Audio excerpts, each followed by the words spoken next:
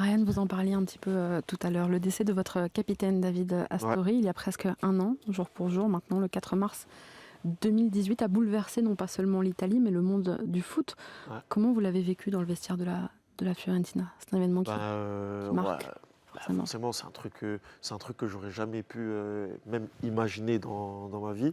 Parce que nous, moi, j'étais arrivé quoi, deux mois juste auparavant. Et lui, tu sais, souvent, on aime bien, les footballeurs, on dit ah, le capitaine, il bosse, c'est lui qui bosse le plus dans l'équipe. Bah, c'était vraiment ça. Premier Vraiment. arrivé, dernier parti. Premier arrivé, dernier parti. Le mec, il était parfait. Il buvait que de l'eau, pas de jus. Des fois, on faisait des repas d'équipe, il arrivait en retard parce qu'il devait coucher sa fille, tout faire bien. Il restait 1 heure, il partait. C'était une personne. Et quand il est mort, ça nous a choqués parce qu'on discutait avec lui le soir. Et on disait, je sais plus de ce qu'on parlait, on parlait d'une histoire et tout. On disait, ah, ben, demain, on en reparlera et tout ça. Et on était deux à être seuls dans la chambre. En plus, il y avait lui, il y avait moi qui était seul et il y avait un autre joueur, je sais plus qui. Et moi, je dormais, j'entendais les camions qui tournaient, j'entendais pas un pom. Je me suis dit, bon, on est dans une grande ville, Udinese, c'est normal.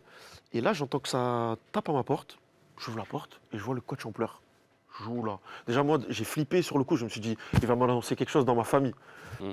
Et il y a le Cyril Thérault, un Français à côté, il me dit, ouais, frérot, il est mort et tout. Je dis, qui c'est qui est mort? Il me dit, le capitaine et tout. Je dis, mais c'est pas possible, comment ça? Il me dit, ouais, crise cardiaque dans son lit et tout ça. Et donc là, moi, je sors et je vois, il y avait 5-6 joueurs et tout. Et je rentre un peu, je passe ma tête dans la chambre et il y avait la couverture comme ça et il y avait les pieds qui étaient un peu... C'était une scène comme ce qu'on voit sur TF1, les experts ou raide. quoi. Ouais, c'était un truc glauque. Ils avaient couvert la tête et Ouais, ils n'avaient pas couvert la tête encore parce que les flics n'étaient pas arrivés encore. Mais tu sais, il était Il comme était ça. raide, déjà. Ouais, il était raide. Et c'est un truc qui fait froid dans le dos. Ça veut dire que ça, cette image, moi, je l'ai eu des fois Je l'ai repassé dans ma tête. Je me suis dit, mais c'est un truc de fou. Et après, à partir de là jusqu'à qu'on arrive à Florence, j'ai plus entendu un mot de l'équipe. On était tous comme ça. le match a été annulé. Ouais, le match, il a été annulé. Toutes les rencontres de Serie A ont été Toutes annulées les rencontres de série annulées. ce dimanche-là. Il y a eu des joueurs, ils ont été dévastés.